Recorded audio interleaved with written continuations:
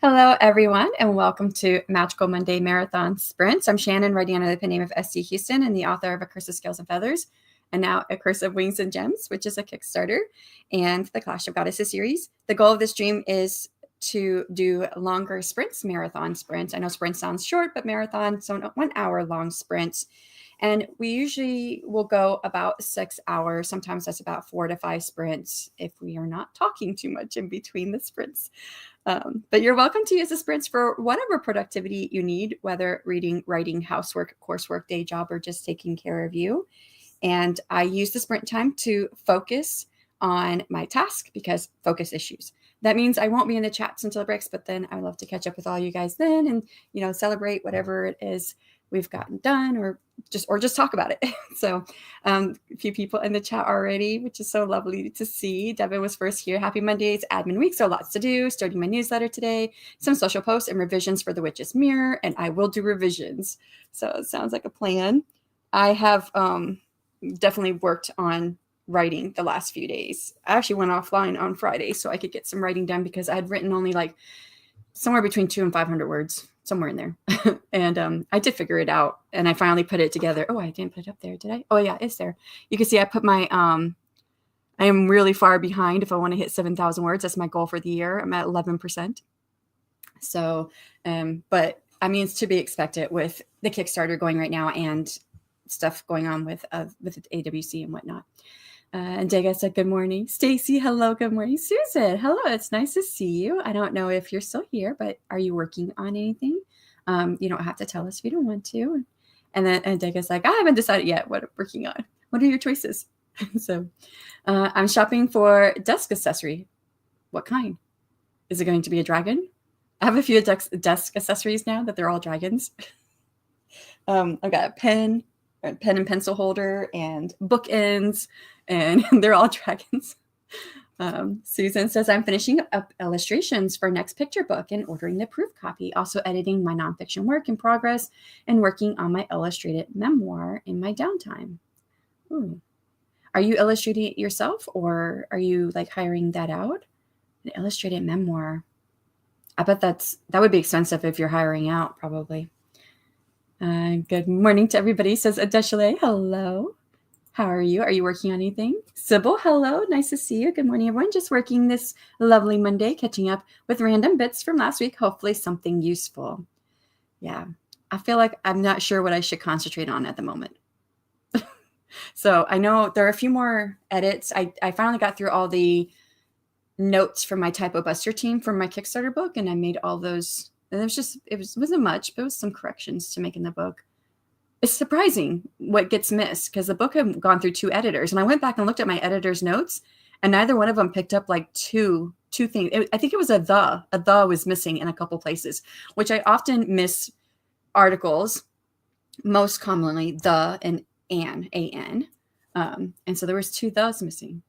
That I didn't even catch. So yeah, interesting. I know. So I thought about, I don't know. Want to do some more editing, maybe? I don't know. Because I have some emails waiting on me from the podcast. I got a big task waiting for me for the AWC. That's what I should really do. I need to do the AWC task. And if I get that done, then it's off to Devin to get approved. So I plan on writing for the first sprint, but then I have to head to work this morning. Oh, okay. Well, I hope that you get something in. And I don't know if I've said this. I think someone else probably might have said it before, that they're writing before they're going to work. It might have been you. I don't know. But I don't know how you guys do that. I have focus issues. So if I know I have to leave in a little bit, then I do not get enough writing. I don't really get writing done. So like Mondays is usually my day that I can get a lot of writing done, but my son is in between therapist office right now because he got switched over to a new therapy office.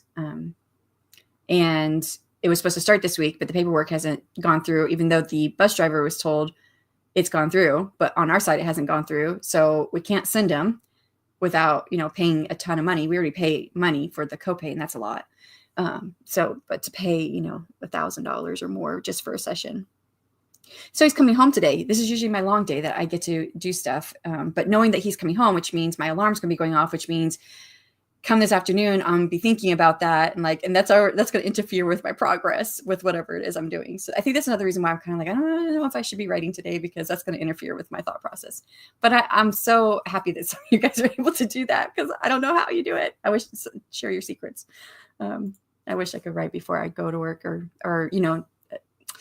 when I used to work, I couldn't write, and then go to work as far as like, for me, that's now looking like whatever appointments or things I have to get done.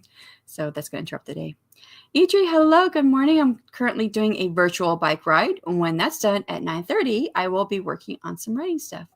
Ooh, where's your virtual bike ride at? Like, I don't know what scenery you're choosing. I love doing mountains, but I bet that's really hard too. I've never been one for riding a bike. It's like the angle. I don't know, with my knees, and that's been like that for years. Hi, Adeshalace from Adega. Gwenna, hello, good morning. Are you working on anything? Hello, so clever, so beautiful. Thank you. I made about half of them. I don't know if we've talked. I think I've said that probably before, but for anybody who's been here, the only one the one that's up there, the Florist Budding Desire, I did hire that out, and because I did use partial AI with it. A lot of it's mine, because I can do flowers. I can do flower covers. Those are pretty good. But there's a couple things I really wanted, like a certain texture and saturation, and I couldn't find it in the pictures that I was looking at. And I thought, okay, well, I'm going to hire this out. And it kind of, the one I got back looks almost like mine. I mean, it's slightly different, but I like mine better. So I'm offering both covers on my Kickstarter. So, and it's being offered for the first time with my Kickstarter. After I fulfill the Kickstarter, then I will have it probably on my website first, and then on retailer platforms. I haven't decided on those dates yet. I'll be working on admin for the first hour. I think that's what I need to do. Additionally, I need to work on admin. Yes, I do all my illustrations. Oh, love that. I think I knew that already, but I'm not sure. I feel like I knew that though. I know for your children's books, you probably do those too. It's actually a pen tray for my desk. I have one, but another would be nice for my markers. Yeah, they get filled up really quick, don't they? I'll be working on this rewrite and trying to get at least 2K today, since my day off tomorrow will be busy with housework and managing healthcare. Yeah, that's the way I am. I've got to have like a separate day for writing usually. That's why I went offline on Friday, because I was like, I just need to write and not be, interrupted with, emails and whatnot. And I did get an email from one of my co-hosts on the podcast. And then Sunday, he wrote me. He was like, hey, did you get the questions? I'm like, yes, it's a Monday task. I was like, I'll worry about this on Monday. So I do have a lot of admin I need to get done. My choices: I could get back to editing a book 10, working with my artist to finish book 9, or get back to 11. Okay, so editing book 10, if you're getting to book 11, is that drafting it? I really so want to be drafting my next book. I mean, it's already, the first act is done already. But I finished that back in November. And since then, I have thought of more things that I want to clarify. It's just a lot of placeholder stuff in the first act that I wasn't sure what I was going to do. And I've always had this one scene that I didn't write when I did the first draft of the first act that I know I'm going to get in there. And so I'm like, okay, actually, I need to do some revisions on that first act before I move any further. But I don't have time to get to work on that book. I really want to be, though. Congrats on the successful Kickstarter. Thank you, Sybil. I appreciate that. It's still going for anybody who might want to support it. It goes until the 13th, so 10 more days. Really, like 9 days and a half. So, yeah, I don't know where it's at this morning. I was like just shy of $2,000 yesterday, not last night, yesterday. And it had been sitting there for like the whole weekend. And then I had an author interview on Rita's channel. And it wasn't shortly after that it dropped down. So someone changed their pledge. It happens. People go up and down on their pledges because, different things happen with finances. So it happens. And I haven't been back there to see if it's come back up. But 2,000 would be the next stretch goal. Oh, I'm over it. I didn't check it this morning. I'm over 2,000. So yay. Well, that's cool. Because I know I had gone down. I was like, okay, well, we might not hit that next stretch goal. But yeah, the first stretch goal was getting artwork for the Sea Witch, which I had just done because it was wish fulfillment. whatever they call that. Because I just wanted to see what my Sea Witch would look like. I've always wanted to see her done, illustrated. And I'd come across this artist profile, and it was so beautiful. The artwork, the style, everything's more than what I liked it more than the artwork I got done for the main characters for the book.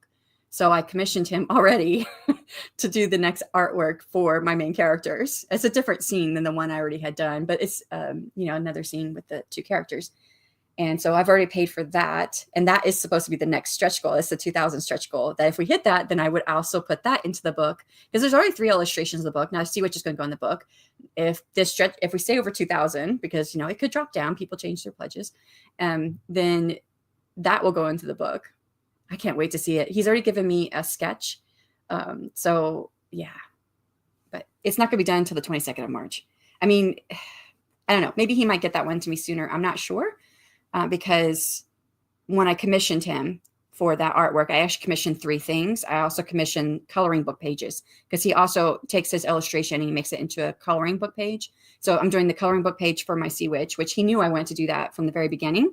But when I saw the artwork, I was like, no, I want you to start next. I want you to work on the couple, this new illustration.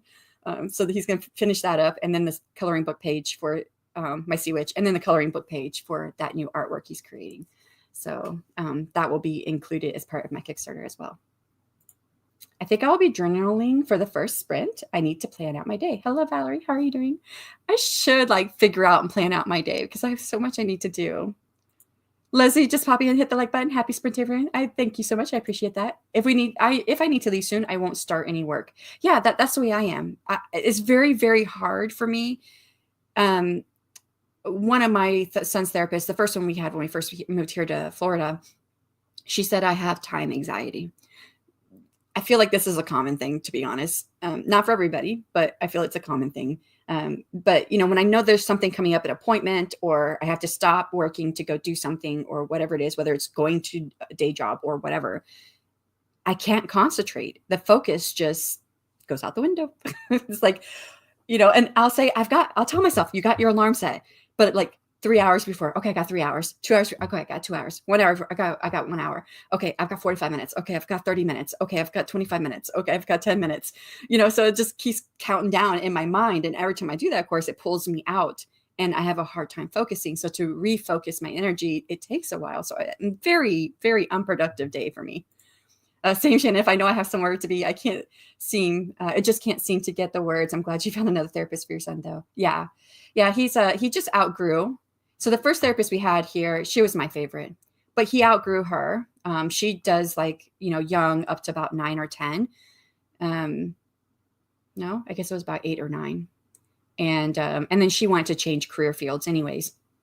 So she finished up with him. We got him to another therapist, but now he's 11 and he's entering preteen. And the therapist that he was working with says, well, that's not really her, what do you call that? Her expertise. And so it would have been better for us to move to another therapist. And actually she suggested this other clinic because he needs more of the social aspect now. And their clinic is small where he's been for the last few years. He's been there since we moved here. And he was what? He was 5 when we moved here. So he's been there, and now he's 11. So he's been there for 6 years at this clinic, but it's very small. And the time that he's in there, the other kids are, they have different times. So that he's not in there usually with other kids. So this other clinic has multiple children there at the same time so that they can all work on their social aspect, which a lot of, there's groups and stuff I've been looking at for a while that helps with kiddos with autism, that are made for socialization, but they are the teenage years. So they'll do group dates basically. So a bunch of them will come together, and they have some therapists that work with them, and they'll go out and they'll go bowling or skating or whatever, group dates. They go do stuff. And that way they can interact with each other and practice their social skills. So I've been just waiting for that, because that's really the part that that he needs the most work with. Emotionally, he's still a couple years behind his peers, but that I think will just come with time. So, but yeah. So we can't wait to get started at this other therapy clinic. This one is in an island chain of some kind, still plenty of hills. That would kill me. That would kill my knees. But I bet it's a gorgeous scenery being an island chain, especially if it's like Hawaii. I sent you a picture on Discord to look at later. Yay, more Discord. I did start getting caught up on my Discord messages because I had a lot of Discord messages. Good morning today. Edit Bear Shifter 1 and start on book 2. Hello, Carla. Sounds exciting. I don't like editing, but I can't wait to get back to drafting. I'm weird. I don't draft or outline. I'm a little confused. If you don't draft, then what do you call your first words on the page? I'm not sure what that would look like, but yeah. And then I think that the way I do it is weird as well, because I call it my verbal vomit drafts, because I usually do speech to text for my first drafts, but my first drafts they're not typically the whole book. So I usually will hit the first act, maybe sometimes a little bit into act 2, but there's something usually I'm like, okay, I got to change something here. And so then I'll set it aside and start over and verbal vomit draft still. And then I'll get to a point where I'm like, okay, something's not working here. So I'll set aside and start over. And I'll do this a few times. It depends on the book. With A Curse of Scales and Feathers, I think I only did this like twice before I went into my first like draft. That was not a verbal vomit draft. But with Curse of Wings and Gems, gosh, I think I had 6 verbal vomit drafts. And then I called my next one revision drafts, because revision and editing are actually 2 different things in the academic space, which I came from an academic space.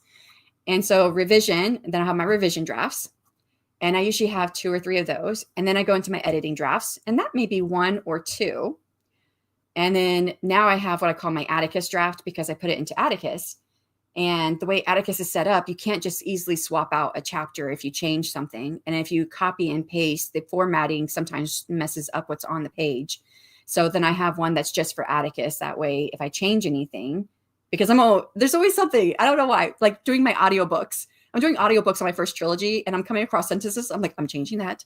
And so I start writing it down, and I change it in my audiobook, and then I go change it in the Atticus draft. But yeah.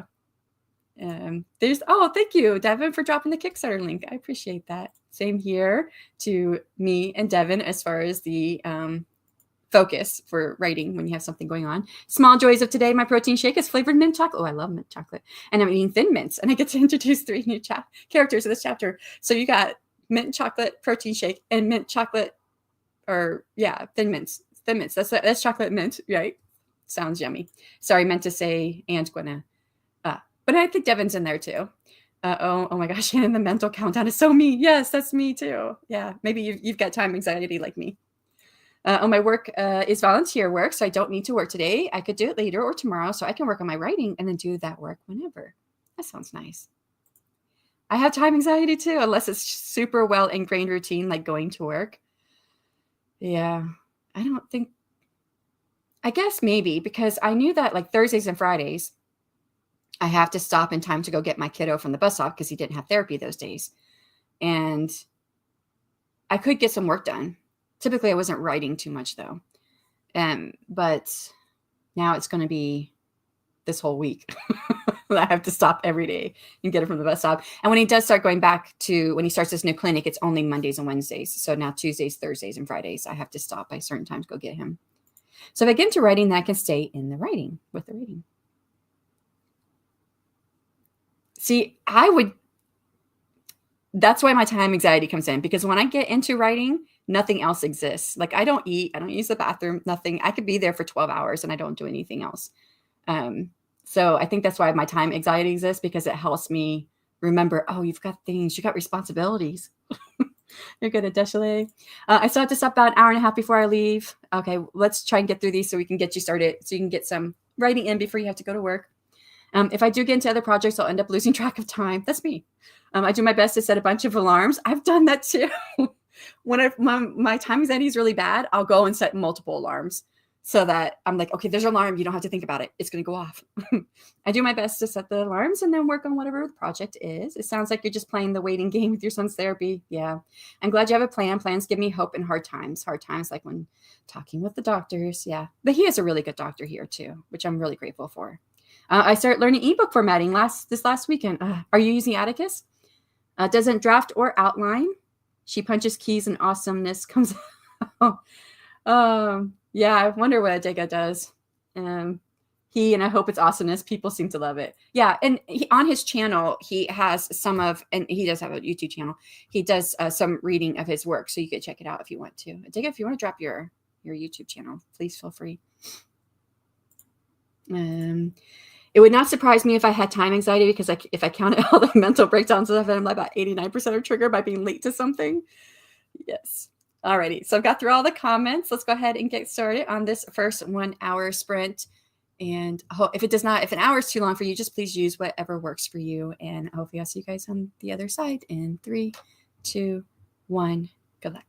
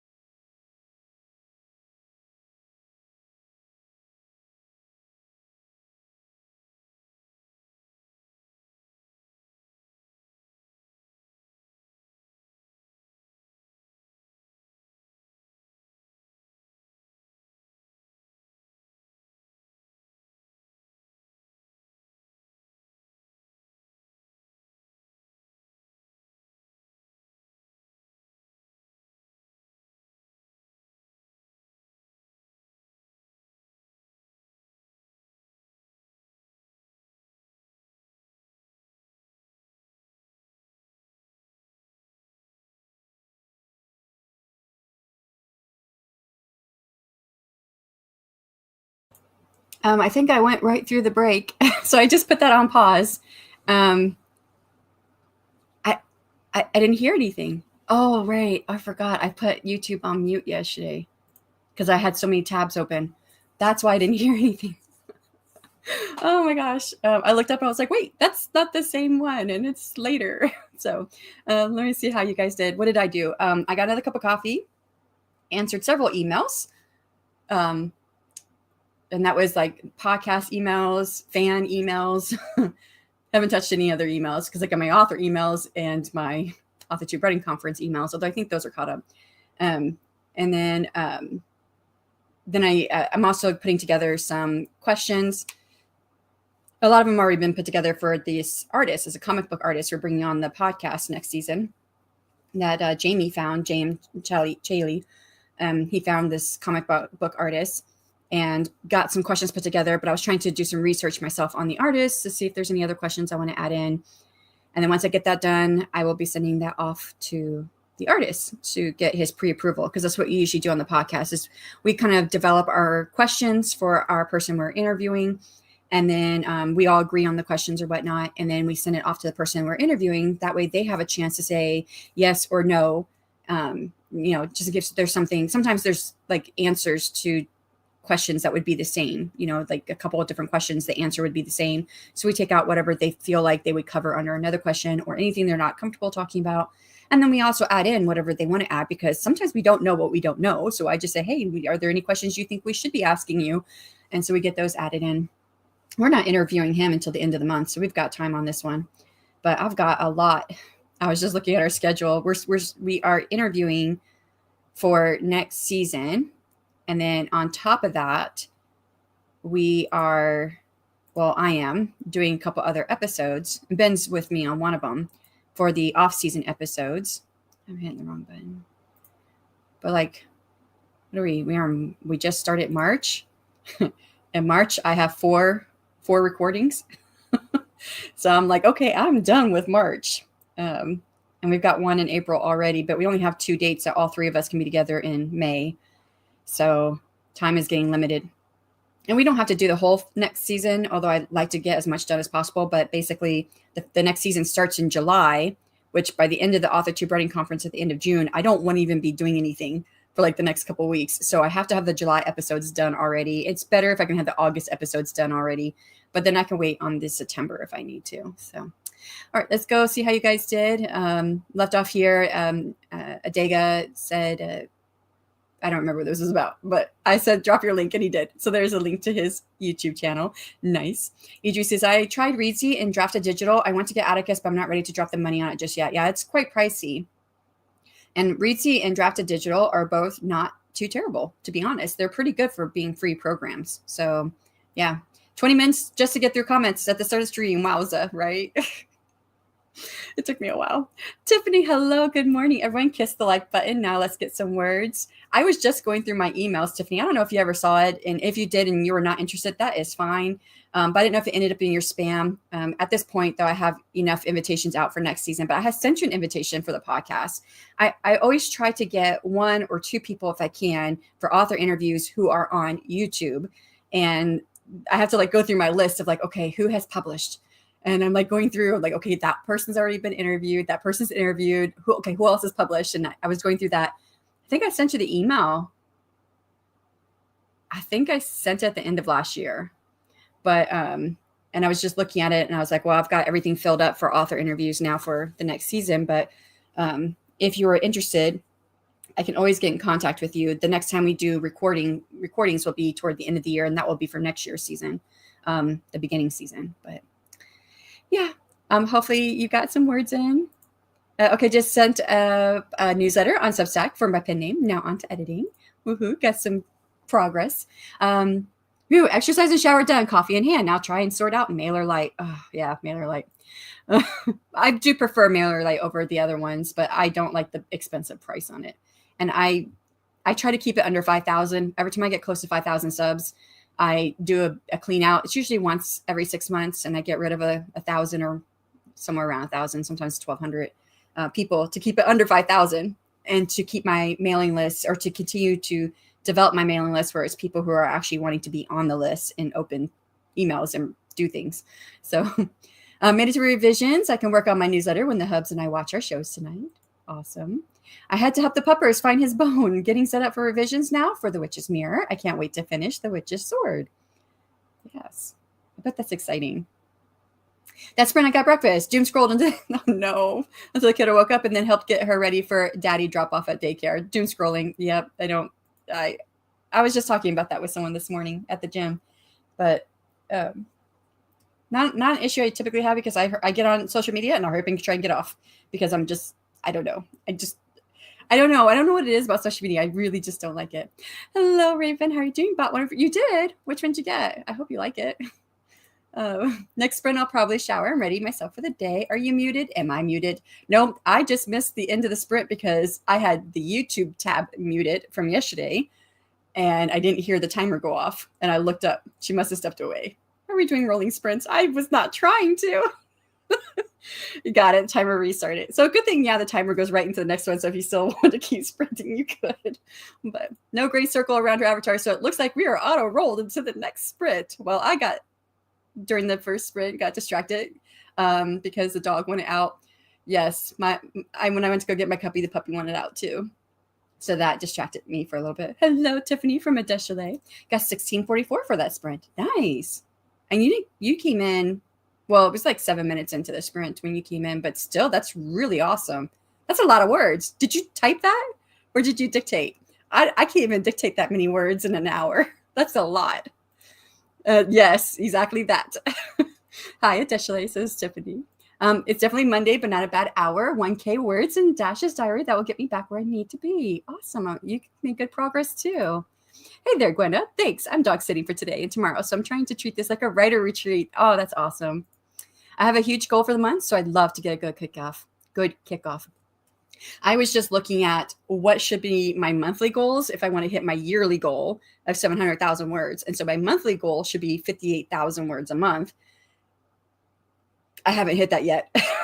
So I'm not sure if I'm going to hit 700,000 words. That might have been too ambitious. I mean, I did hit 768,000 words last year, but I did not have a Kickstarter going.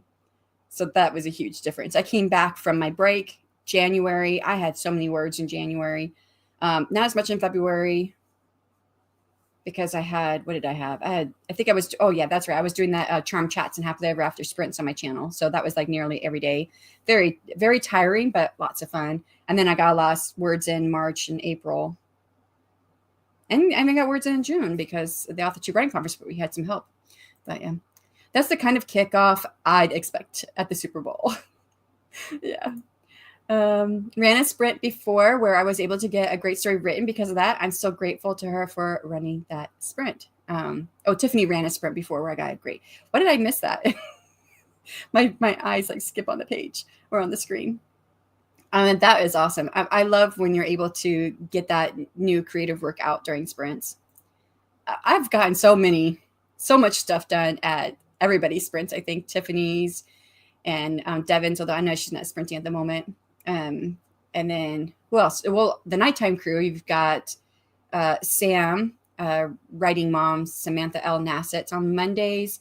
And then Tuesdays is Nia, JC, Wednesday. Thursday is usually Tiffany or Laura.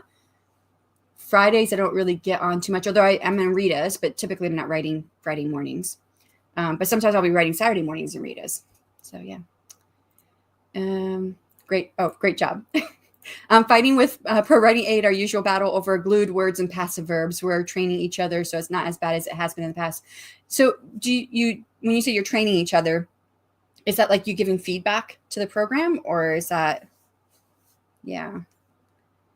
I like Pro Writing Aid. I use it quite a bit. It's still annoying. Oh, God, I didn't see it. I'd love to come on whenever you're like, oh, yeah, I figured it might have ended up in the trash or something. No, I just remembered there was a due date on it, September or something. So I must have sent it like around August or maybe beginning of September last year. Okay, I will put your name down. I'll probably get in touch with you roughly the same time this year coming for season. That would be season 9 is the beginning of next year. Because that's even season 8. We're in season 6 right now. We're about to conclude. We already have everything filmed. And then we're filmed. That shows you how old I am. We've got a lot of stuff already recorded for next season, but we've got a lot this month too. So it's pretty much filled up. But I will definitely get in touch with you.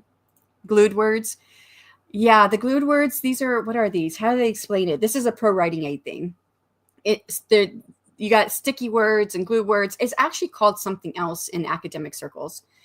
And I don't remember what it is because I'm trying to remember what they are. Maybe someone has said it already. Thanks again, Gwenna. Pro writing aid. Yeah. Oh, thank you. You got it's expensive. If you're interested in getting pro writing aid, I mean, it's great for editing and some of these passive verb phrases and whatnot. They have had for the last 4 years during the Black Friday sales that whole week. They do a 50% discount on their lifetime. And I really do not like paying a monthly fee, which they do have a monthly plan, but I don't like being caught in monthly fees if I can help it. So I waited. When I saw that the discount, that was like 2 years, the first 2 years I was watching it, was discount for 2 years in a row. So the third year I got it. And I think it was like $199. So quite expensive still, but very, very good for editing and picking up, missed things. Or I tend to use the wrong prepositions. I often exchange about for, to, I don't know which was. I mix up prepositions. I use the wrong ones. Like I use prepositions. I just do not use them correctly. And so it helps me on that. It helps me missing articles because I tend to miss the word the quite often.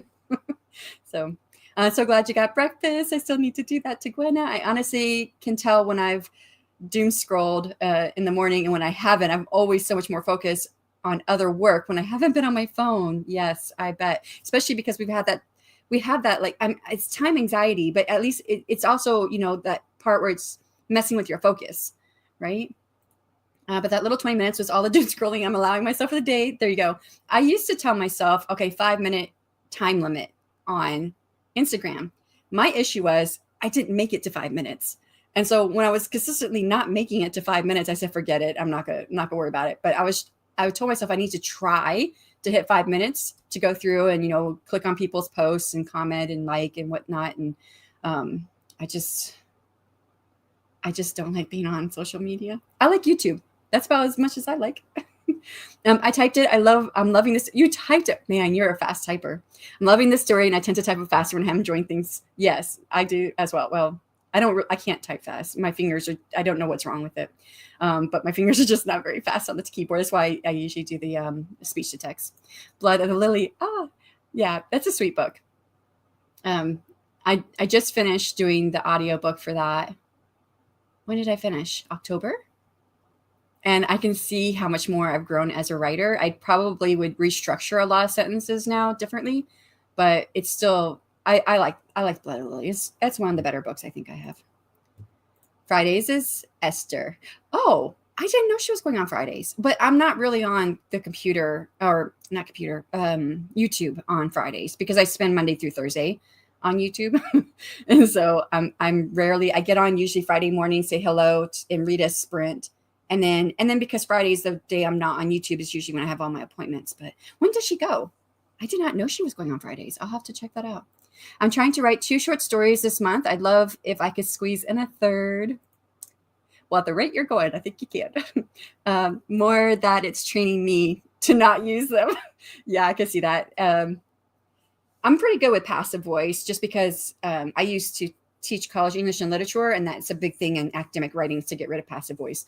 So that one I'm pretty good at, but it does train me on the one that I have the issue with, unless I'm doing it on purpose. Sometimes I do this on purpose, but I don't often do it on purpose. The same sentence beginning, and that's usually a pronoun like he. So if you have like 3 sentences in a row with the same sentence beginning, it'll tell you. And that's what it's training me on. Now, sometimes I do it on purpose because there's the idea of it's psychology with words, which is something I used to teach in an advanced English class. Things that come in 3s tend to stick in people's mind more. So like if you're really trying to home in a point, like, I just had this, what's a good example? I'm going to make something up because I can't remember what I just did, but you could say something like, he was afraid to go out the door, to see the world, to have the world see him. So 3 sentences in a row start with the word to, but it is a pattern that will stick in the reader's brain, and it gives it more weight in the reader's brain when you have something like that. But when I start 3 sentences in a row with a pronoun, that's usually not on purpose, and it's always treating me on that. It's an indicator of run-on sentences, but not always. When they run those weekly workshops, they often run lifetime license for a reasonable price. It's what I use as a line editor. I don't think I've ever, I used to go to the workshops that they had. I guess I'm kind of funny. They kind of fell through on something for me. We were setting up something with Pro Writing Aid. And since then, I haven't gone to any of their workshops. I'm like, okay, well, obviously, you said you're going to do this, and then you fell through. But yeah, I used to go to them, and it wasn't the actual company that does Pro Writing Aid that they do workshops. And so, although Haley, she's got a YouTube channel, but it's not under her name. And Haley's one of the ones that used to lead the workshops. I don't think it's under Pro Writing Aid though. I don't think the name is Pro Writing Aid does have a YouTube channel, but I'm thinking that the one I see her on where she does a lot of stuff, maybe it is Pro Writing Aid. Maybe I just don't recall, but I watch stuff about every other week or so. I see something coming out from her that I like to watch. But what was I saying? Oh, the lifetime licenses. I've never seen the lifetime license cheaper though than what it is during the Black Friday sales. But that could have changed because I haven't gone to a workshop in like forever, like 2 years since they fell through on me. So I checked my account, and Pro Writing Aid is offering the lifetime there. Yeah, so they always have a lifetime offering, but how much is it? It's usually like $3.99 or something like that, I think is what it was. I may have a link where you can get it for 50% for the lifetime if it still works. Oh, okay, share, please. I suck at capitalization, titles mostly, and punctuation. I found another author's YouTube. It's how I got my own, not tied to a specific time of year. See, I've never seen it for 50% off except for during that time of year. And I've seen people have it on their affiliates and stuff like that for it.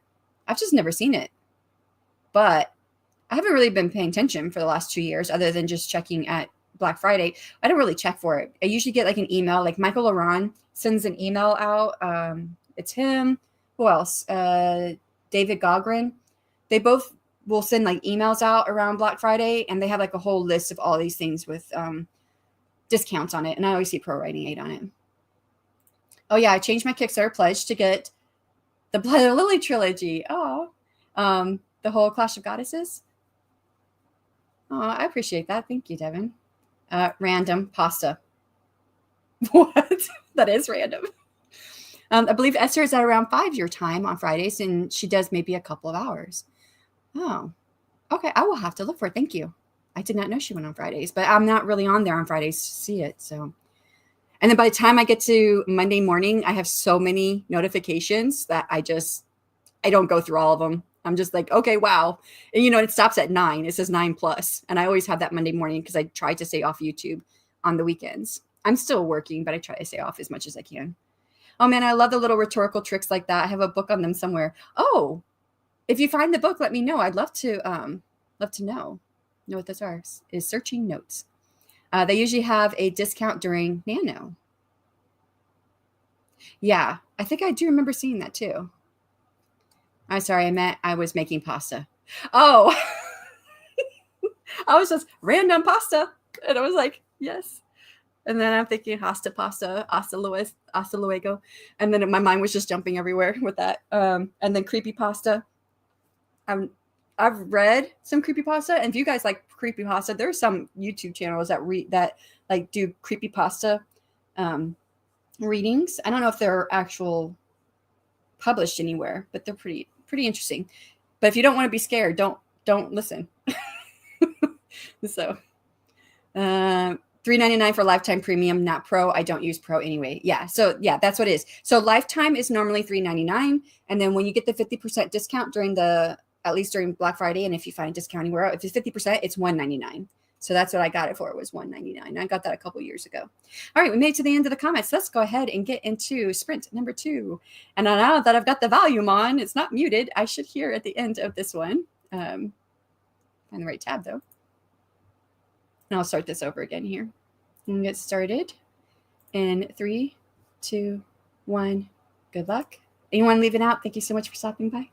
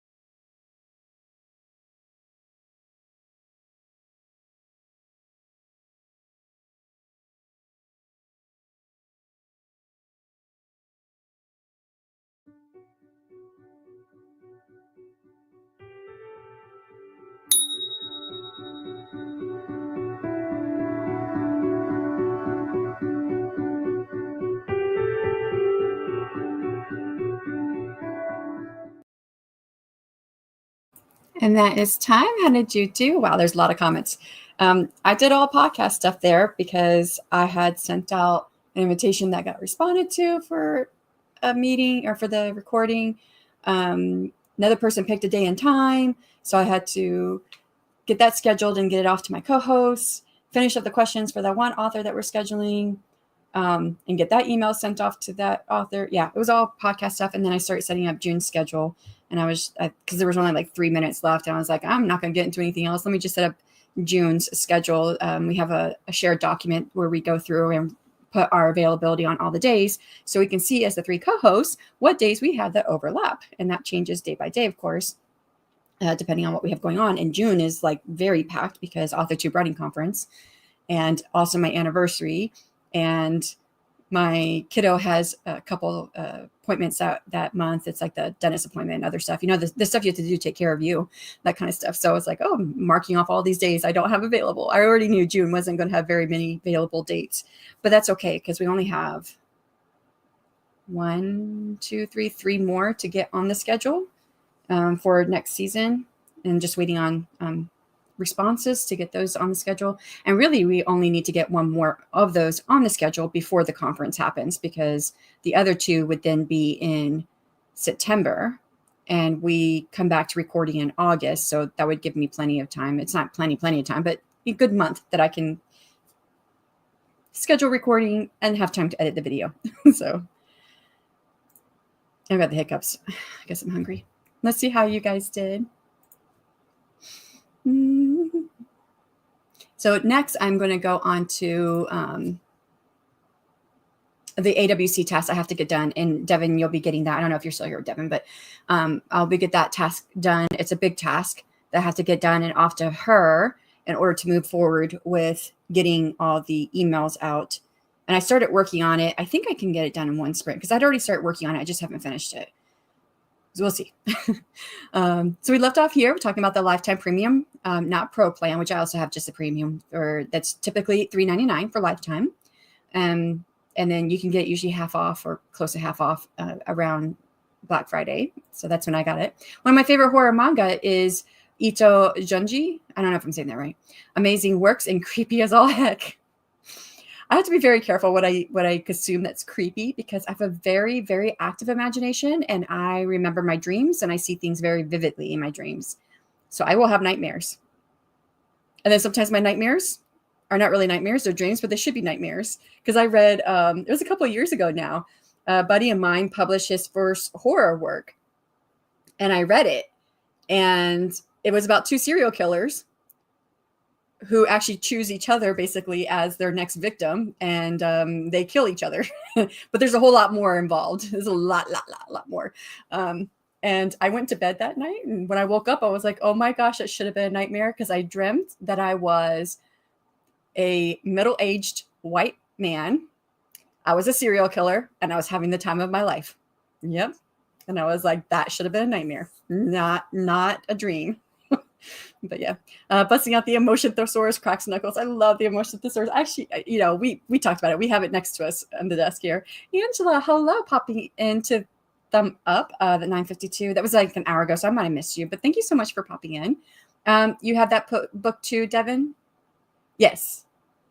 I do. I went to get the emotion amplifier at some point. I think it's out on my dining room table, the emotion amplifier. I think I got that for Christmas. I have books out there. I have not moved from there to my office yet because, well, Christmas time, I was like doing nothing. I just vegged out because that's when I usually take a month-long break. And I was really burnt out. And then coming back, I had deadlines right away with Kickstarter and everything going on. And I haven't really started I haven't drafted anything new this year. Everything's been just edits and revisions. So I don't know if it's any good, but I'm assuming it's good. But I want that too. If I don't have it, I want it. I have the emotional wound and the conflict one. I have those two. I have like almost the whole series, except for the urban. It's like urban something or other, because they also have ones with like, I'm trying to recall the titles. It's on my bookshelf over there, but I can't see it from where I'm sitting. So it's something about the thesaurus for different, like basically settings. And so I didn't get the urban one because I will never write anything that is modern. And that one's based off of modern stuff like stoplights and whatnot. Definitely helps save time with researching. Yes, it does. Because I used to spend a lot. I have all these tabs marked too in my bar, like, different places for, describing emotion and what that looks like on the face and whatnot. And I don't have it's hard for me to figure out what emotions are, like when someone else is having them. And I've been told by a few people in my life that I don't really show a lot of emotions. I've gotten to the point now where I try to show more emotions because I'm aware that I used to never show any emotions. And people would say, I still remember when I was in the Army and I went through a leadership course and we got rated by our sergeant by the end, the person who was in charge of our class. And when he was reading to me my evaluation, and he was like, I never knew what you were thinking. I couldn't figure out what was going on, if any of this was making sense to you. And I was like, oh no, yeah, it made lots of sense. And he says, I didn't even know like what you were all about until I heard that you volunteered to do this over here. Because there was something going on during our leadership course, and I volunteered to set up. It was like chairs and tables and whatnot. And I didn't think it was that big of a deal. I was just helping out. But he was like, if I'd known that, I would have rated you differently. And I'm like, well, geez, I guess I should be showing emotions and saying what I'm doing. And so I've just learned over the years to try to show more, but it's very hard for me to determine like what people are showing or what they're feeling, right? Their emotions, what they're going through.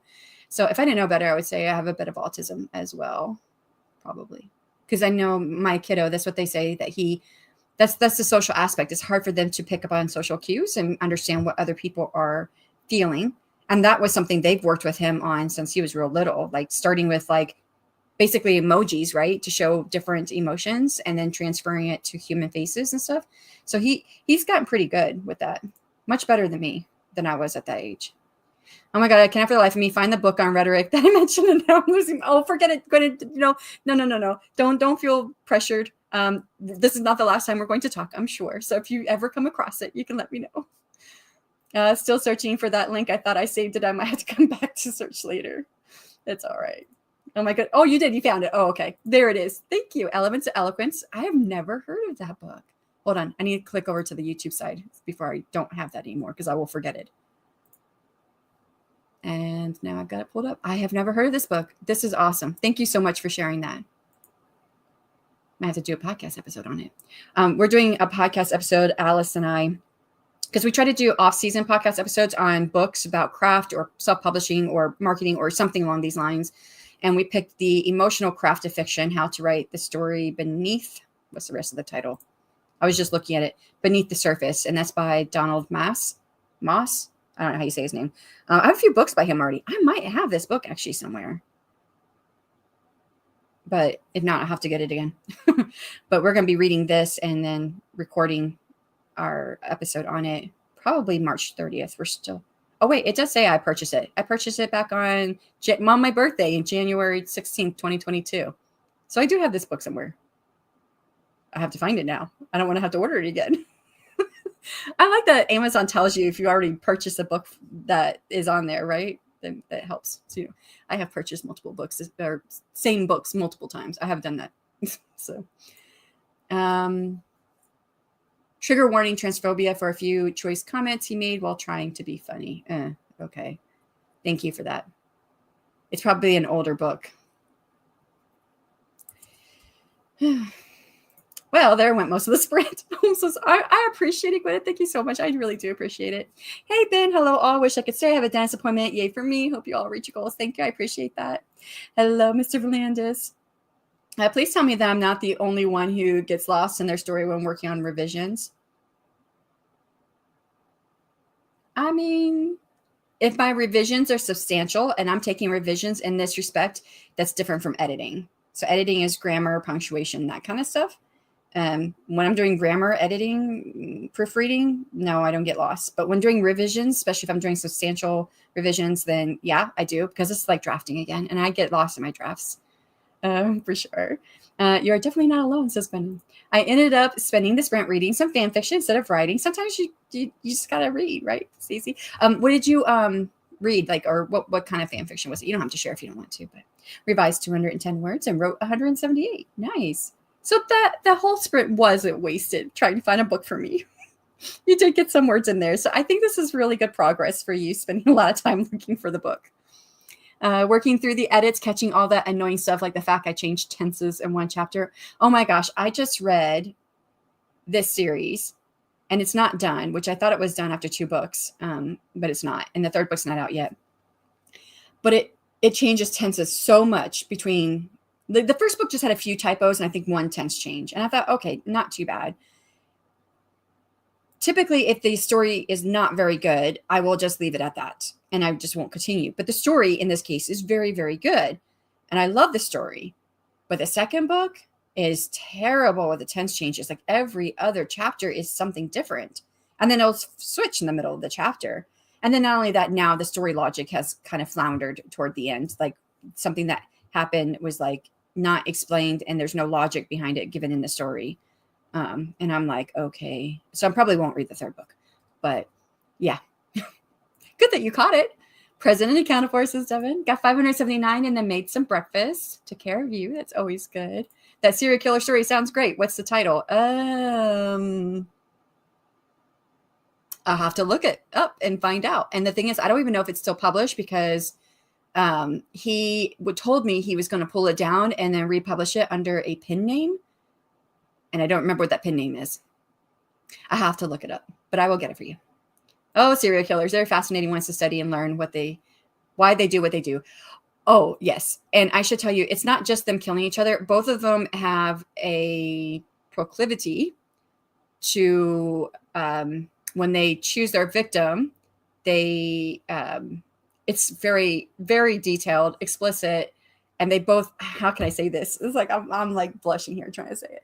They both choose their victims, the opposite sex, in order to start intimacy. If that's not quite, that sounds so nice. It's not nice though, because they both have their own thing about how they control the other person and then kill them while the intimacy is happening.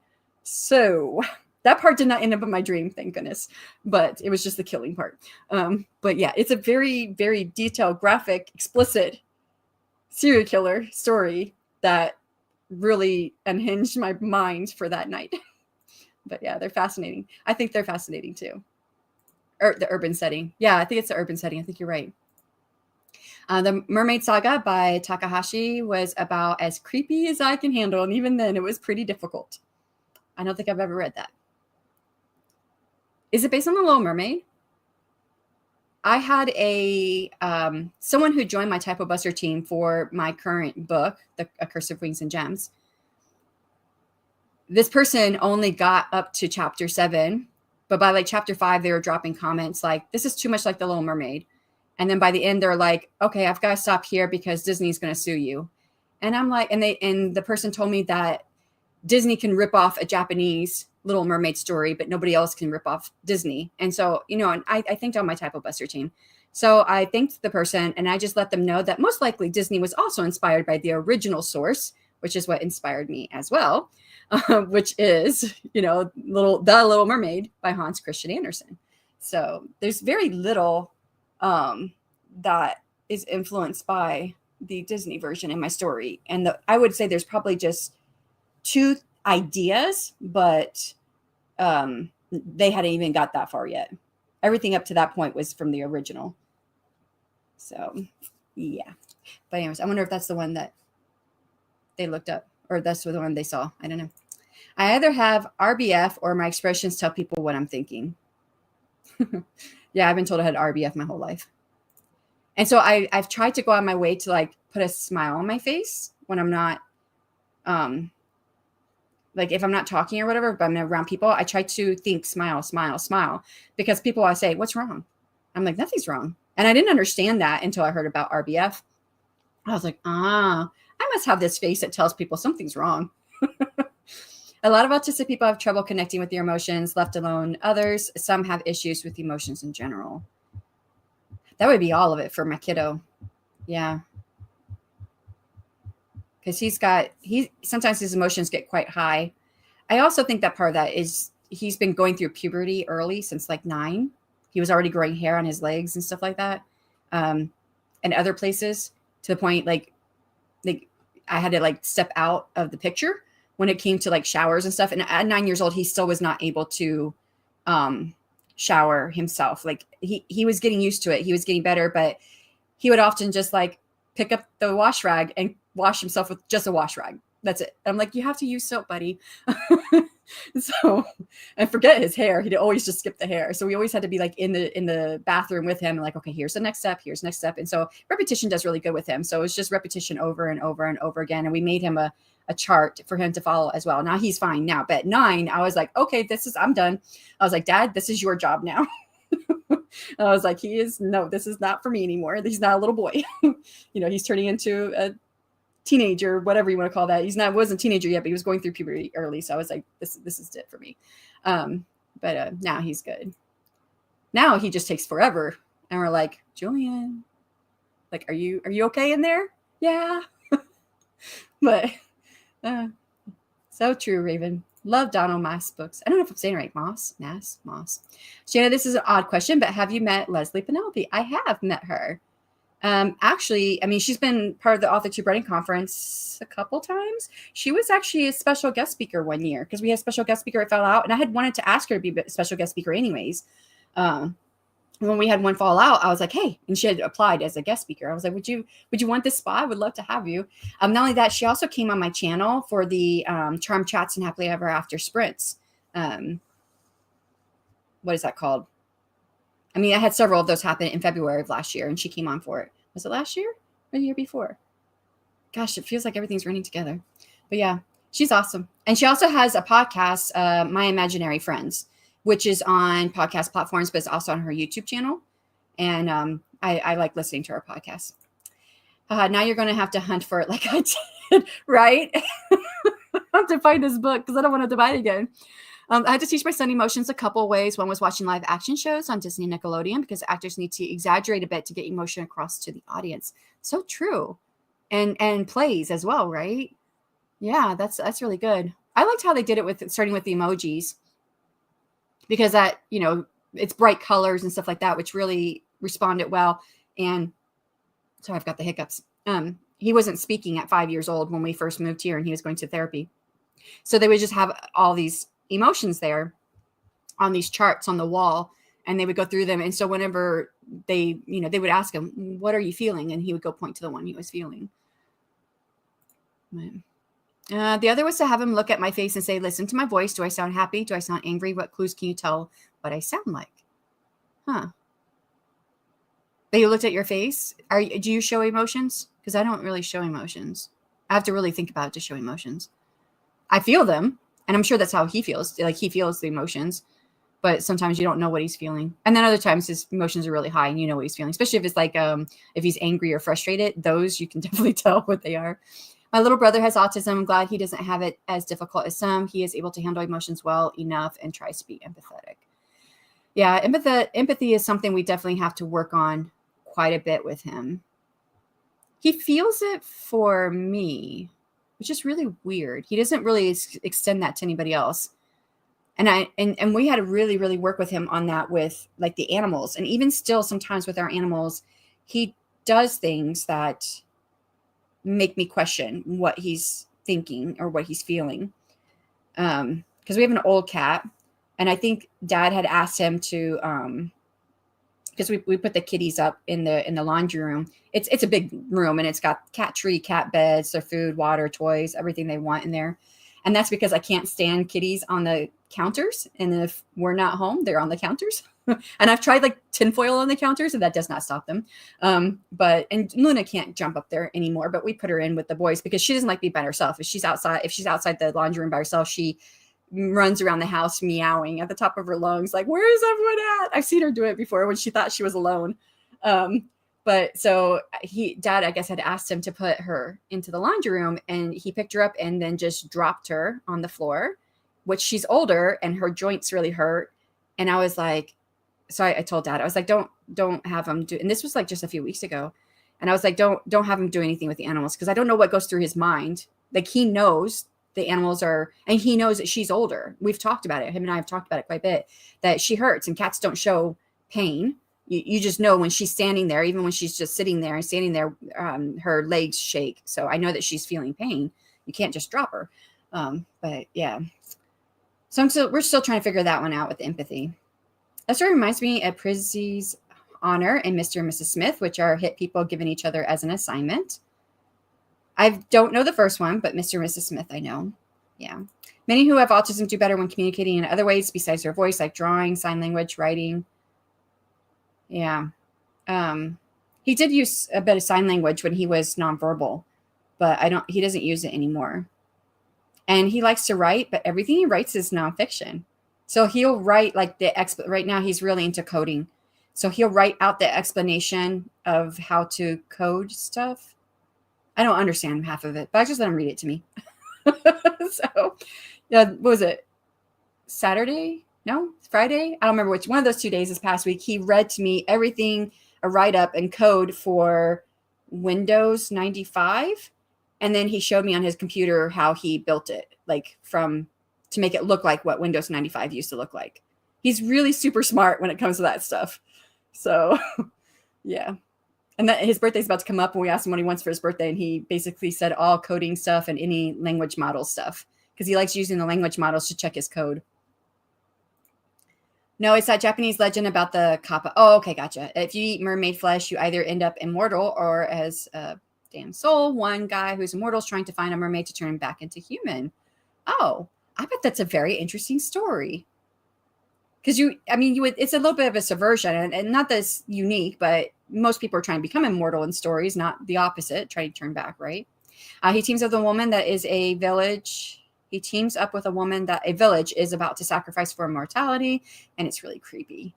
Yeah. I watched one of those videos last night, fangirl here, so I had to ask with Penelope. Was it one of her my imaginary friends from her podcast? I can't remember if that's the only thing she has on her channel or not. I feel like that might be the only thing she has.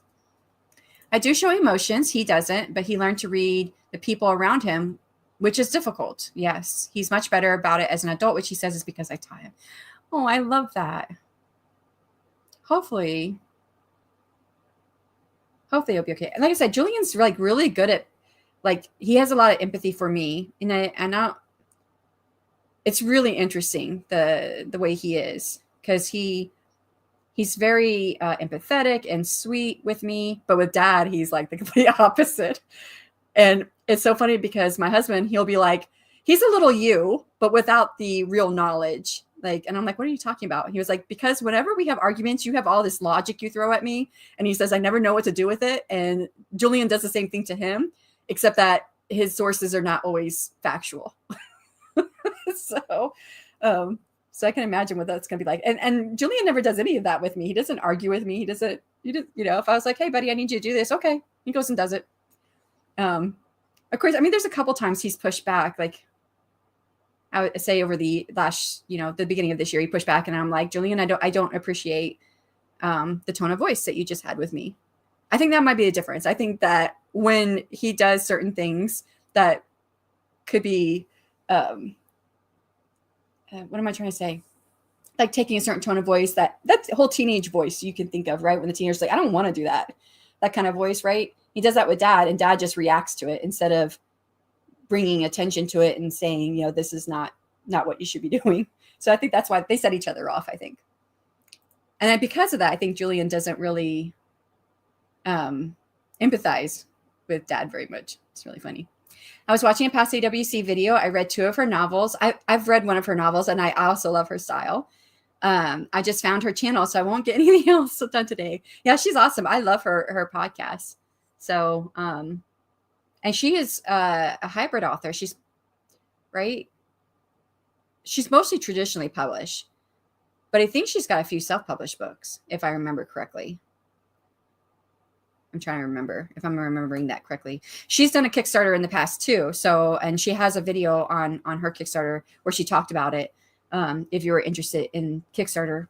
So yeah, she's awesome. I love Penelope, Leslie Penelope. So funny because her first name's Leslie, right? So one of the years she was doing the AWC, and we had Mark Leslie Lefebvre from Draft to Digital, part of the conference. And one of the emails I sent to him, I spelled his name, the Leslie, as like the way she spells hers. And he was like, it's spelled like this. And I'm like, I'm so sorry. I was like, I've sent you lots of emails with the right spelling. I had a lot of emails I was sending out. I was like, I promise I know how to spell it. But yeah. Alrighty, got to the end. Yes, we got to the end. Let's go ahead and jump into another sprint. 1 hour on the clock. For anyone who has to leave out, thank you so much for coming. For anyone else, I will see you guys in 3, 2, 1, and good luck.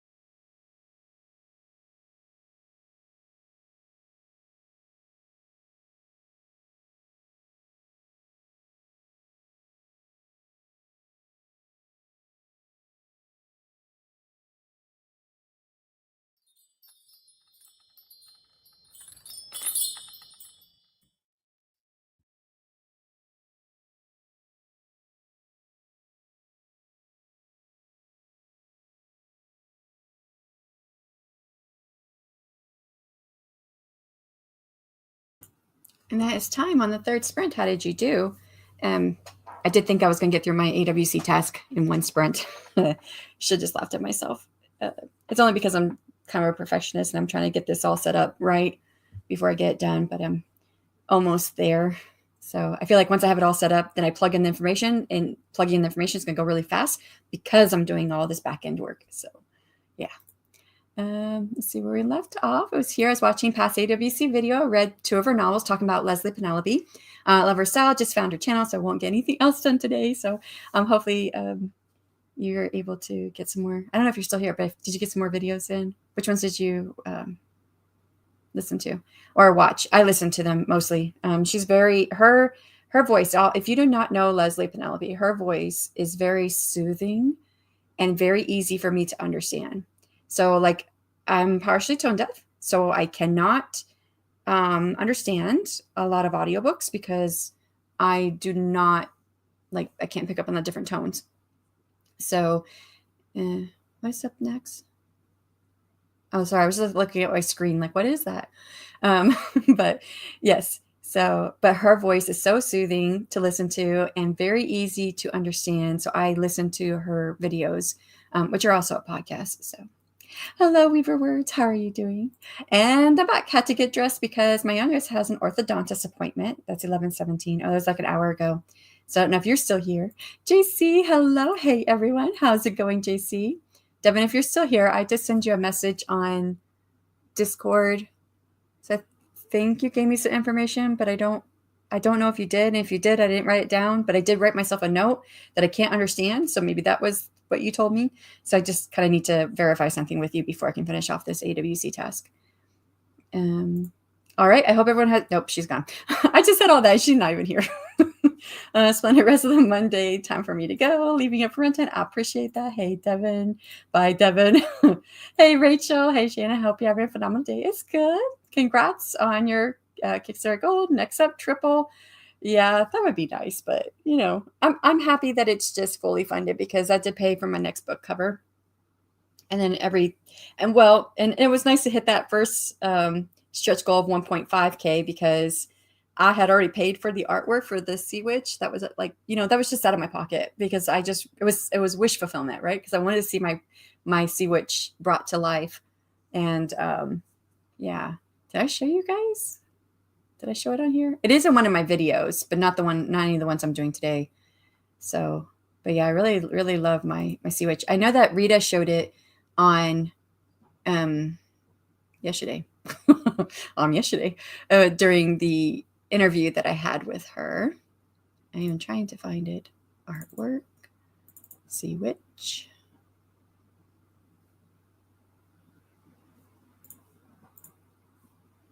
I'll do a smaller version of it. Well, at least file size is smaller because I don't know if it'll show up if it'll go on. But there's my Sea Witch. I think she is gorgeous. And so I commissioned him to do some more artwork, which if I hit, well, I just hit the 2K, but I don't know if it'll stay there because, you know, pledges change. So if it gets up a couple $100, then I'm like, okay, that'll probably stay 2,000 then. That'll pay for the next artwork that I've already commissioned. So Shelly, hello. Hi, everyone. Just getting here. Hey, Shelly from Rachel. Remembering book blurb writing is not an easy thing. No, it's not. It's not easy. I have tried to like, I can speak. My brain is jumping. Okay, so I hire out for my blurbs for my main books. I actually had a package deal that I bought with Brian Cohen's company, Best Page Forward, and I've used one of it so far. But I had used him in the past for A Curse of Scales and Feathers, and I use it for A Curse of Wings and Gems. But for my other ones, which are, you know, novellas or short stories or whatnot, I do those myself, and I don't think they're very good at all. So thank goodness for Publisher Rocket for keywords and help. Yes. And then I think the ones who make Publisher Rocket, right, that is Dave Chesson, Kindlepreneur. They, on their website, they have a blurb generator. Now, it does use AI, I think. Pretty sure it uses some type of AI model in there. But you just fill in like blank, you like fill in these boxes with what your book's about or whatever, and it gives you a blurb. I tried it when they first came out, and I thought mine was better.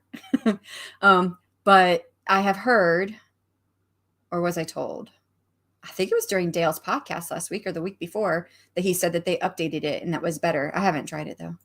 Got back to writing reluctantly, and yes, her voice is amazing, but I did get more done. 618 this run, which completed a chapter. Nice. So it's nice. Like I don't know, I like completing chapters. Next thing is more research on interstate highways. Do you guys find it's easy to end a chapter? Who was saying this? Was it Rita yesterday? Somebody was saying yesterday. Maybe it was Devin. It could have been Devin, not Rita. I put the two words together. So Devin, who was saying that ending a chapter, she doesn't know where to end a chapter. I'm pretty sure it's Devin now. She doesn't know where to end a chapter. And I've never thought about that because I think I always know beginnings and endings. So like even going into chapters, I pretty much know where it's going to end. It's the middle part that always gets me. But I'm just curious if anyone else like has issues with like chapter endings, like knowing when to cut it off, or maybe beginnings or middles like me. I have to say though, my chapter endings I pretty much always have. My beginnings sometimes change though, because I'll start a chapter, I'm like, oh, that was the wrong place, and I'll redo it. And then of course the middle is just that's the hard part for me. Got 1,887 words. Wow, amazing word count for that one. And almost started crying for one of my characters. I cried for one of mine yesterday, and I was like berating myself because I just said on Rita's YouTube channel yesterday in the interview that this book that is for my Kickstarter, A Curse of Wings and Gems, it's my least favorite book that I've written so far. And it's because I don't know, it's not my favorite characters. I mean, I do like Emmy, but Edmar, I don't know. He's not one of my favorite characters. But I was reading a scene. It's toward the end of the book. Emmy actually kind of dies. But it's from his perspective, he's, there thinking about the fact that, she's not breathing or whatever. And I actually got teared up over it. I was like, I know it's not my writing that did that. It's the idea. It was the idea of it that did it. It wasn't my writing. My writing was not that good in that scene. I mean, it's not bad. It's good. It's good writing. But I've written better death scenes. So I might have to add a trigger warning for this one. Oh, what kind? I have not put any trigger warnings on my last couple books. And I was just thinking about it yesterday. I was like, I'm pretty sure I do not have one on A Curse of Scales and Feathers. Not that there's a whole lot. There's a little bit of gory violence at the very end, but it's not a whole lot. And Curse of Scales and Feathers. But this one, A Curse of Wings and Gems, definitely needs some trigger warnings. And I haven't put anything, no trigger warnings. I didn't put no trigger warnings with A Curse of Scales and Feathers. I don't really think it probably needs any. There's not any explicit, like, intimacy. There's just a couple of kissing scenes. And then there's just that one gore and violence, little bit of gore and violence at the very end. Like two scenes. And one does involve a child, so maybe I should have a trigger warning for that.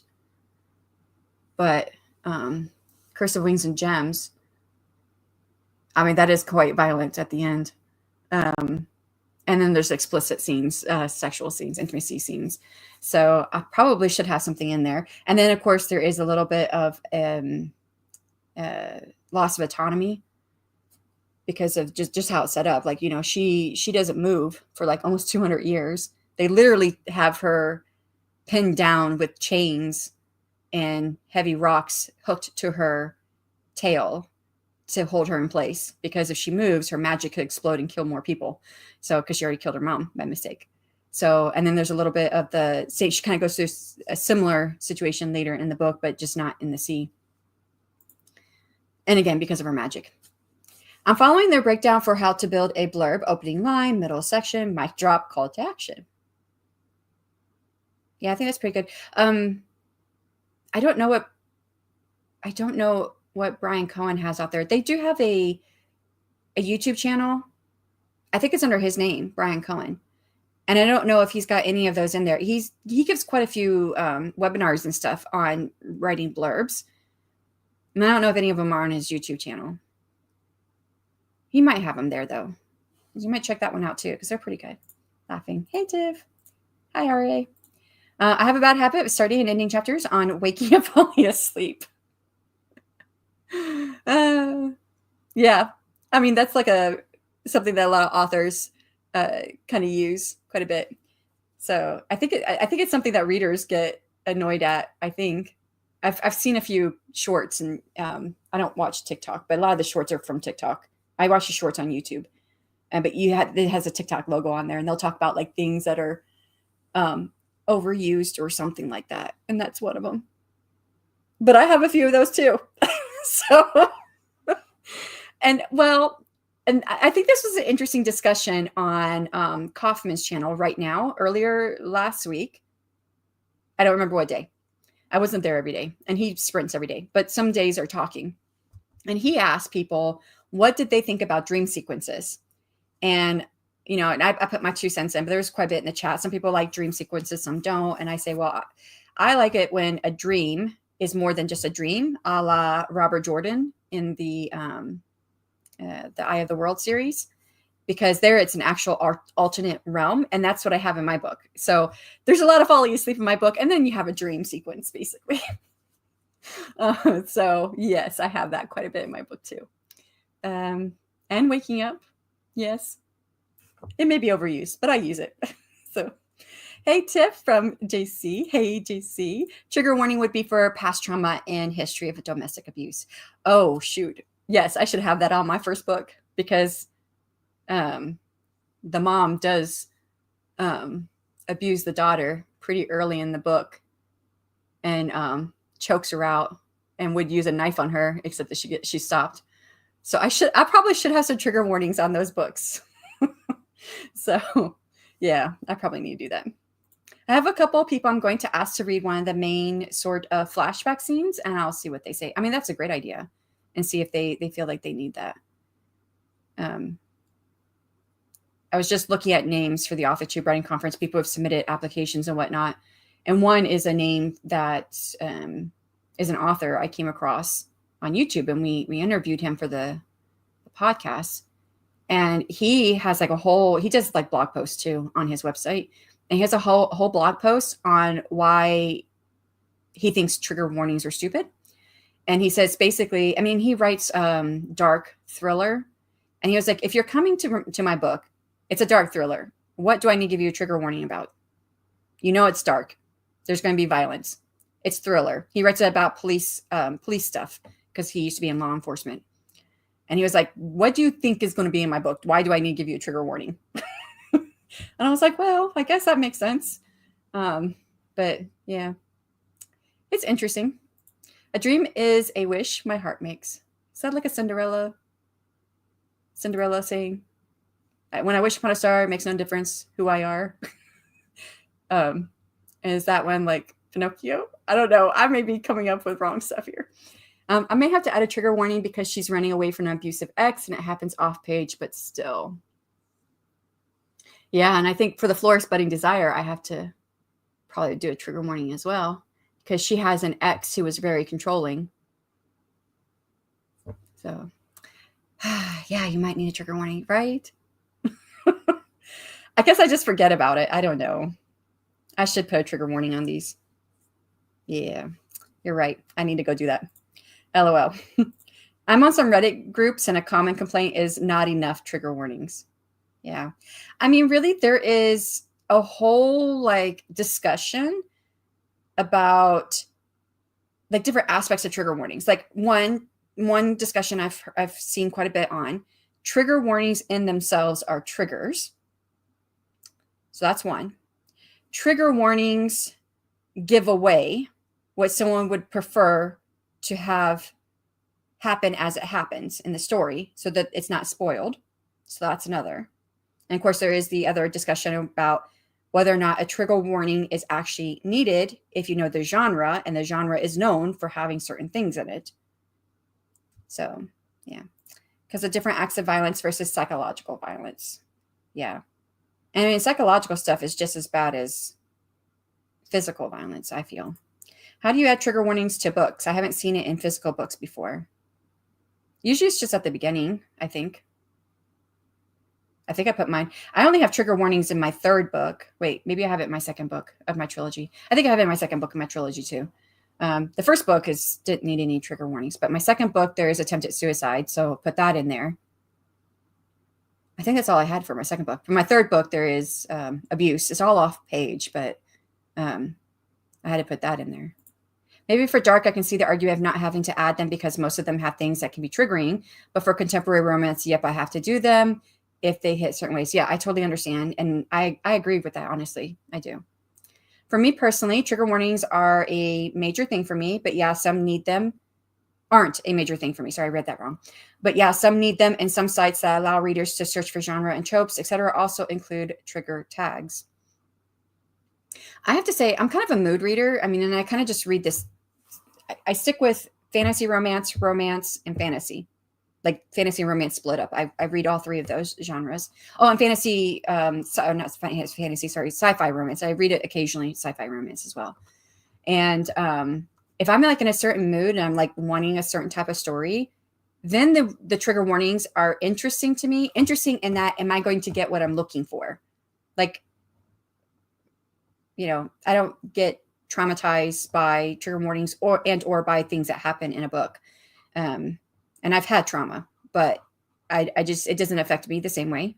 So the only thing trigger warnings do for me is like, tells me like, am I going to get what I'm wanting to get out of this book? Like you read the blurb and like, I think this is that type of story. I want that type of story. And if they have trigger warnings, I'm like, yep, it is that type of story. Yay. That's usually, honestly, that is the conversation in my head when I'm in a certain mood. So yes, some mention trigger warnings list at the start of the book, but a link to the website, etc. Yes, I've seen that too, where authors will put for a full list, a comprehensive list of trigger warnings, please go to my website.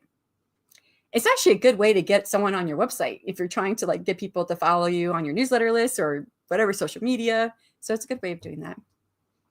I'm not a fan of trigger warnings myself, putting them in or reading them in a book. Excuse me, I still got the hiccups, man. I'm not but I've been told I need to put one, so begrudgingly I did. I've got the hiccups, y'all, so I'm kind of like talking in between these hiccups. And I just picked up a Katie Wismer, I don't know if I'm saying that right, book. And she has a short mention at the front of the book that directs you to her website. And that's where the list of triggers are. Yeah, I think that's a good idea. That way, if trigger warnings trigger someone, they can choose not to be triggered by not going to the website. Or if someone doesn't want to be spoiled for the story, like they don't want the trigger warnings because they don't want to know what's upcoming, then also that's a good idea, is putting it on the website. That would actually like complete like all these arguments people are having about trigger warnings. So I thought that was a good idea because it gives the reader the option of checking it if they feel they need it or going ahead with the book without them. Same. I like a traumatized heroine. Yes, especially if they grow and develop from it. All of mine are traumatized.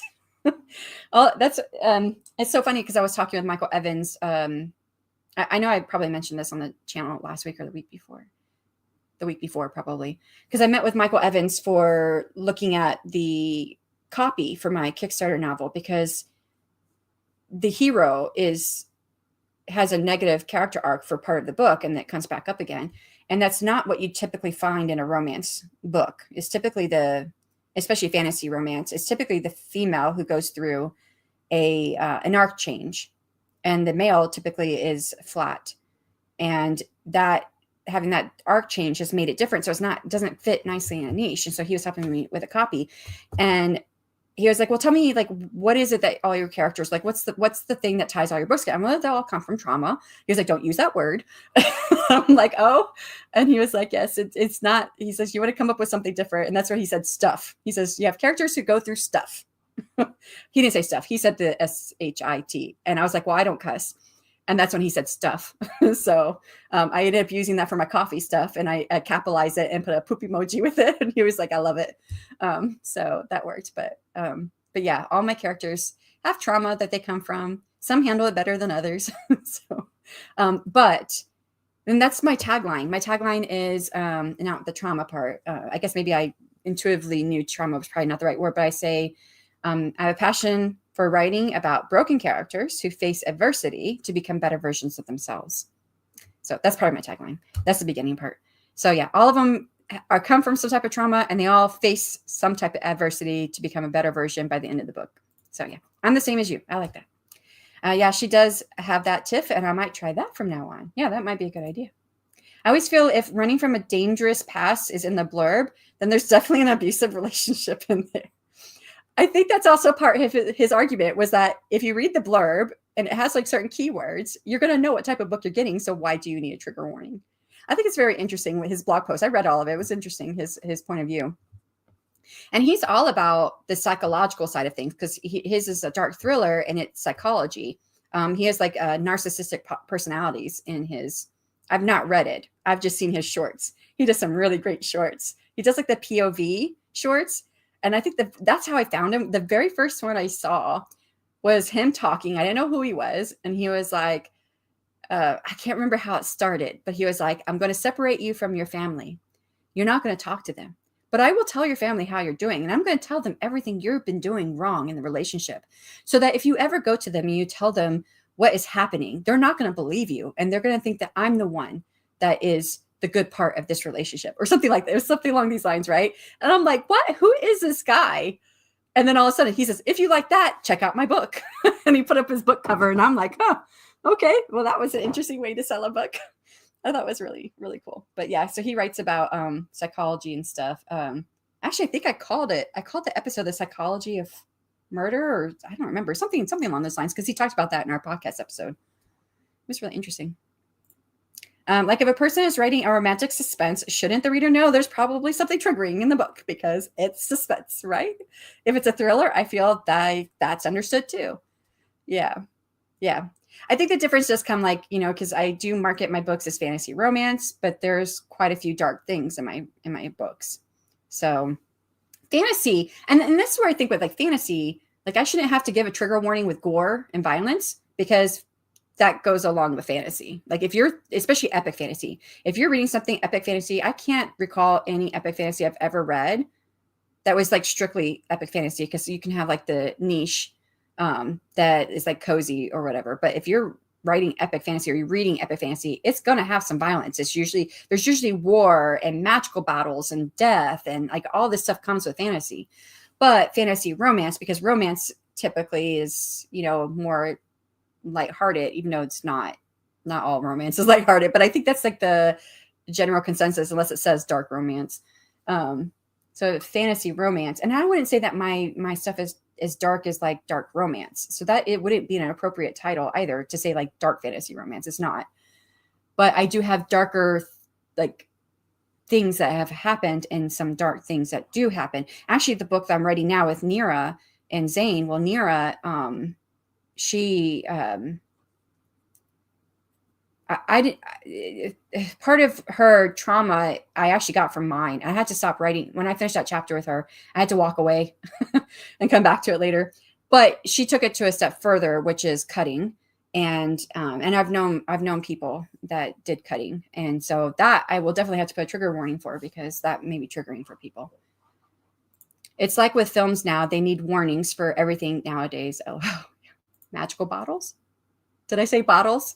Don't forget that I'm partially tone deaf, so I don't say things right all the time. Battles. Should I refer to every soda as a magical bottle? What did I probably said that. Like contains violence for the IT movie. It's movie. Oh, the It's movie. Like you don't say, especially if it has Stephen King's name on it, right? So alrighty, well, let's go ahead and get into another hour sprint. This will be the last one because I usually try to get close to 2 o'clock my time. It's 12:30, so this will take us past the 1:30 mark. And yeah, so last one. Oh, let me take that media asset off. That's what they call it now, is media assets in the back end of StreamYard. They separated it out from style and other stuff. I'm thinking it's enough to say running from abusive ex. Yeah, I agree. I think that is very clear. But yeah. Okay. I don't know. Sorry, I lost my train of thought.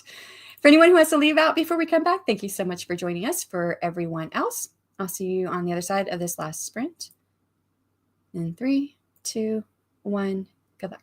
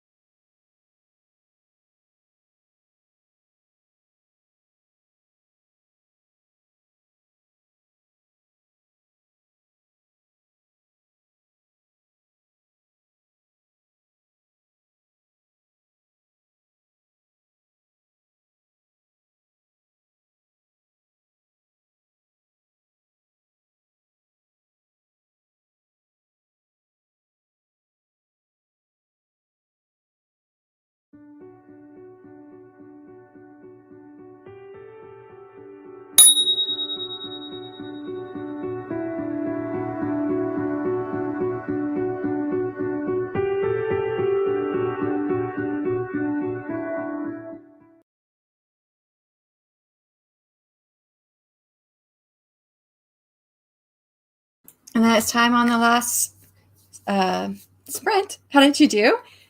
I am almost done with this task, just moving a few things around here and there.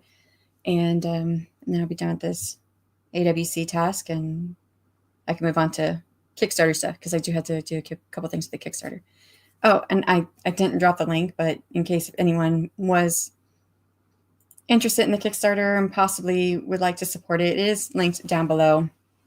Trying to think. There is like a $1 tier where you can get either of the novellas, the Sunstone and the Hybrid Prince, and the Florist Budding Desire. So you can choose one or the other, which you would choose on the end of campaign survey. And then you can add on whatever you want, whatever you think might be interesting to you. So, and then you can also support just by doing money. I always get, that one always surprises me because I do have a few people who have just gone on there and just supported the campaign with a few dollars. And I don't know most of them. I'm assuming that some of them are from my newsletter list because I do have a couple thousand people on my, a few thousand. So on my newsletter list, I don't know who everybody is. And there are a few that talk to me quite regularly. So I know them, but none of them have supported the campaign with just dollars, which is just always amazing to me. I'm like, you could at least get a novel, but maybe they don't need it, or maybe they've already read it. And they are like, well, I've read all your stuff. I don't need it. Well, the Florist Budding Desire, no one has that one. So, all right, let's see where we left off here. I'm thinking it's enough to say running from abusive exes, where we left off with the talking about what to put in the blurb versus like trigger warnings and whatnot. And I do think that would be enough for me. Have to head out to run some errands. Have a great day, Shannon. Thank you so much. I appreciate you being here. Have a good day, everyone. Oh, hey, JC. Sorry, my blind behind, for whatever reason, isn't picking up the cyan names, and I thought I said hello to everyone. Oh, you're fine. I'm sure it's not really noticed. I mean, I don't know if anyone's happy Monday. Came to give a like. Have a good one. Thank you so much, Jocelyn. I appreciate that. Hey, Jocelyn. Thanks for the sprints. I got a lot done. Woo-hoo. I'm glad you got stuff done. I got a lot done too as far as like admin stuff, but boy, do I really wish I was writing. Yeah, I did avoid a lot of admin stuff over the weekend. I did a lot of writing over the weekend. But it was all like editing and revising. But I'm just looking forward to it. So I'm doing the EPUB proofread, fixing the Word doc, and getting ready to publish later. Awesome. I'm thinking, Carla, do you have stuff on Amazon? I got a book through Kindle Unlimited. It's a pen name. Can't recall what it is, but it is romance, fantasy romance. And I'm like, wait a second. I know this came from someone in my chat, but now I don't know who it belonged to. It's like the third one down on my list to read. Just DNF'd a book. I'm like, oh Lord, the writing was just, I don't know about it. But do you have stuff on Kindle Unlimited? There is someone who publishes on Amazon, Kindle Unlimited, pretty quickly, novella length works. I don't remember who it was. I may change my pledge later. I really want the hardcover book. Oh, that's right. You did back it. Oh, thank you, Sybil. I appreciate that. When you said it, I remember it. I know I sent you a thank you note. But yeah, I'd have to say the thing that I'm most excited about are and I think I'm probably going to do a post on it sometime this week before this week or early next week before the Kickstarter closes, about the Faded Adventures story mail.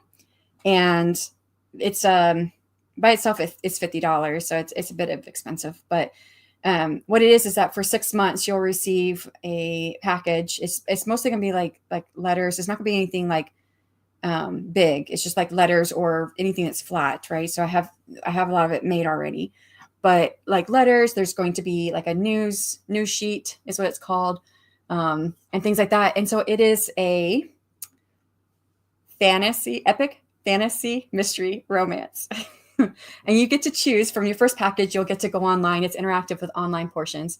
And you get to go online and choose one of 4 characters to follow, and you're going to be getting clues to solving a mystery. But it's not like you have to solve the mystery. If you solve it, it's great. But if you don't, it's okay, because it's told like a story. So it will be revealed. All will be revealed. And then you have a love interest, and depending on which one you choose, it depends on what trope you have as far as a love interest. Like there's a enemies to lovers love interest and second chance romance and things like that. So I'm really excited about that one. But yeah, it's almost like a choose your own adventure, but not really, because you just get to choose which character you're going to follow. And there's an interactive portion with it. And like, there are some puzzles and stuff to like figure out to get additional clues and things like that. But I got a few words in, a good warm up. I'm glad you got some words in. Got 1,974 words for that one and was able to finish another scene. Oh, that's awesome. How many is that total for you? Because you did 1,900 on another one and 1,700 on another one, I think. And then I think the one where you had a distraction, you've got a couple hundred. Regardless, what is that, like? Probably just under 6,000 words altogether. That's a lot. Notice me. I do under TC Cardella. Is that what it is? I think that might be what it is. Where's my phone? Oh, I have my phone too close to the microphone. If you guys hear anything, it might be making noises. Whenever my phone is next to my microphone, it makes like a buzzing sound in the microphone itself. Kindle. Let's see. Library. Yes, it was you. Okay, I was not losing my mind because I kept thinking it was you, but I wasn't sure. So yes, I have. It's a Selkie one. Yeah, that must have been what you were talking about earlier. That's why it sounded familiar. Whispers in the Tide. Oops, ouch.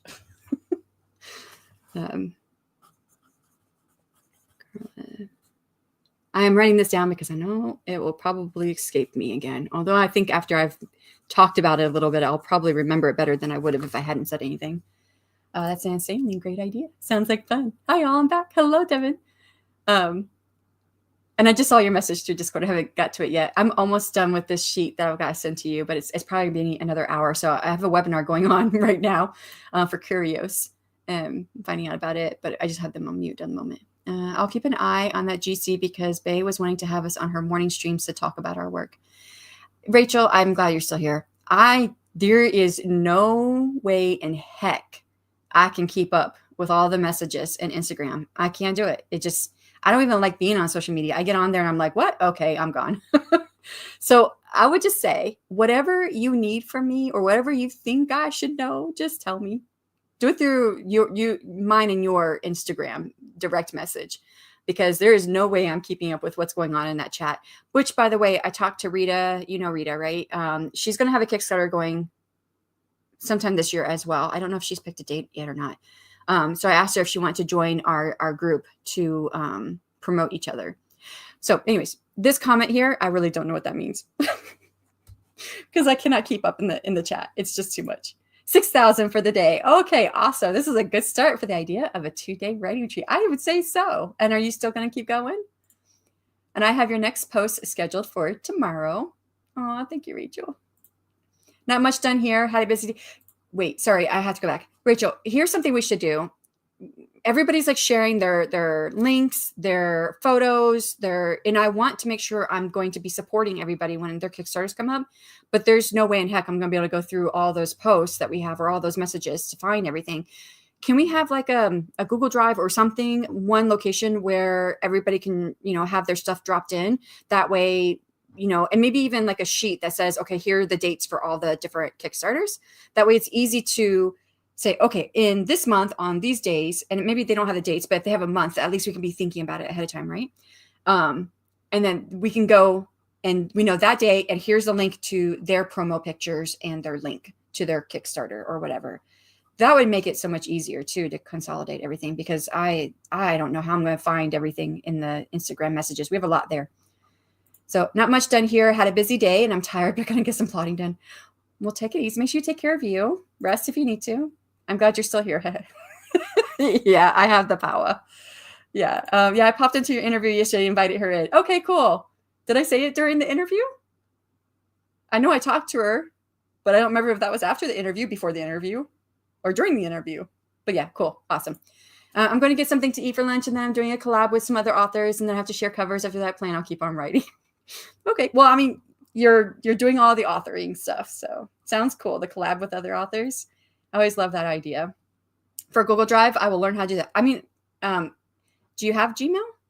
So if you have a Google Drive, if you have Gmail, you have a Google Drive, you can just set up a folder and then you just go to the folder and you share it with everyone based on their email address. And then people can drop stuff in there, or you can share just documents within it. Whatever you want to do if you want to keep track of it. I remember she was asking about who else to have and was like, I know exactly who. I remember she was asking about who else to have. I don't remember that part of the conversation, but I mean, if you were there, you probably saw how my computer shut down. I had to come back in again. So it might've been during that time period. I do have Gmail and I just don't know how to do much, LOL. So I'll take a moment sometime this week to figure it out. Yeah. Cause that would be so helpful for everybody. I think just to have it all in one place, like one document that has a link to people's individual Kickstarters and their promo photos or whatever. And I did see that that dropped out. Yeah. My computer, I don't know what's up. It's only 2 years old, but I don't know if it was the internet or if it was not the internet, the power. I think it was the power because the lights flickered, but my computer's already been having issues anyways. And that's probably why it shut down all the way.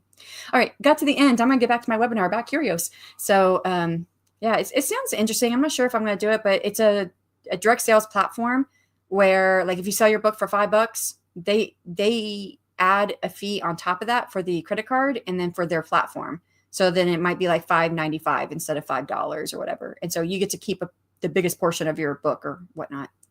My sound is gone. Might have to do a restart. Oh no. I adore Google Docs for sharing that info. Yes, me too. It makes it so much easier. And hello, Lynn. Nice to see you. Alrighty. Let's call it to an end. I will be back Tuesday through Thursday with the Pomodoro sprints at 45 minutes and 5-minute breaks, strictly timed. Hopefully get some writing in this week. I'm hoping so. And I appreciate everyone who has been here. And I think who else is Samantha L. Nassett, writing mom, Samantha L. Nassett. She's streaming tonight. I think Ben is too. My tab was muted. That's what I did earlier. And that's why I missed the first sprint. LOL. It went right through from one hour video to the next because I forgot I had muted the tab when I was on Rita's stream yesterday. So, all right. Thank you everyone for coming. I'll see you guys all later. Bye all.